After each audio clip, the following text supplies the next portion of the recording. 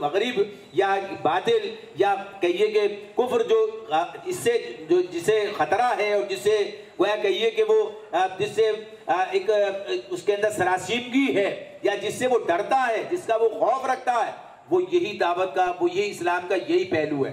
لہذا کیا کیا گیا؟ یہ کہا گیا سیاسی اسلام، اور جب ایک سیاسی ہوا تو دوسرا کیا ہوا؟ غیر سیاسی اسلام۔ دوسرا سیاسی اسلام سے مطلب کیا ہے کہ جو سیاسی بالادستی کی بات کرتا ہے۔ سیاسی بالادستی کیا ہوتی ہے؟ یعنی جو نظام چلے گا۔ سیاست کیا ہے؟ یعنی اجتماعی نظام کو چلانے کا علم، اجتماعی نظام کو چلانے کا فن، یعنی جو سارا نظام ہے یہ اس کے تحت چلے گا۔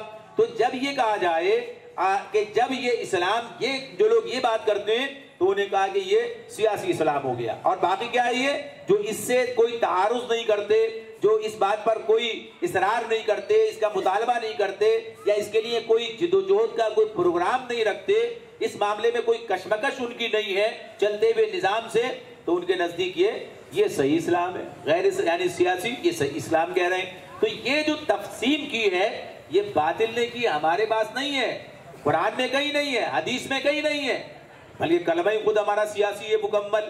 یعنی جب وہ کہتا ہے کہ اللہ ہی کی حاکمیت، اللہ کو الہ واحد تسلیم کیا جائے، تو یہی سارا معاملہ ہے کہ اس بات کا صحیح فہم جو آج امت کے اندر اس طرح موجود نہیں ہے، یعنی ہمارے درمیان موجود نہیں ہے۔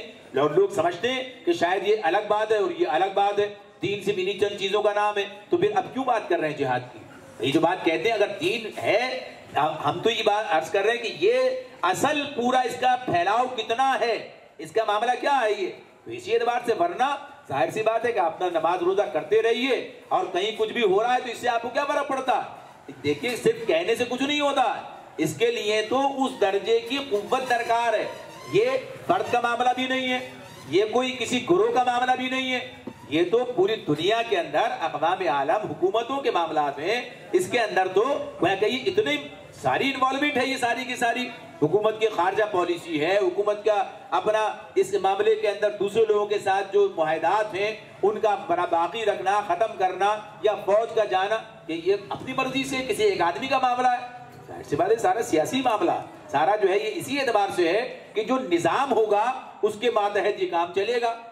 ظاہر جب وہ نظام وہ نہیں ہے تو پھر اس بات کا مطالبہ ہی ابس ہے، بیکار ہے یہ۔ یعنی جب وہ پہلی بات اگر دین ہے تو پھر دین ہے تو پھر تسلیم کیا جائے کہ ہاں یہاں پر دینی احکامات کا نفاذ ہونا چاہیے، یہاں دین کے احکامات کا نفاذ ہونا چاہیے، اور اس نفاذ کے لیے کی جانے والی جدوجہد اسی کا نام جہاد ہے اور کوئی دوسری چیز نہیں۔ تو پہلی بات جو میں عرض کرنا چاہتا ہوں آپ سے وہ یہی ہے کہ یہ بات ذہن سے نکال دیجئے کہ جہاد فرض عین ہو گیا ہے، جہاد فرض عین ہے، اس لیے کہ جہاں آپ رہتے ہیں، جس سرزمین میں آپ موجود ہیں، اس کے اندر اللہ کا دین غالب نہیں ہے۔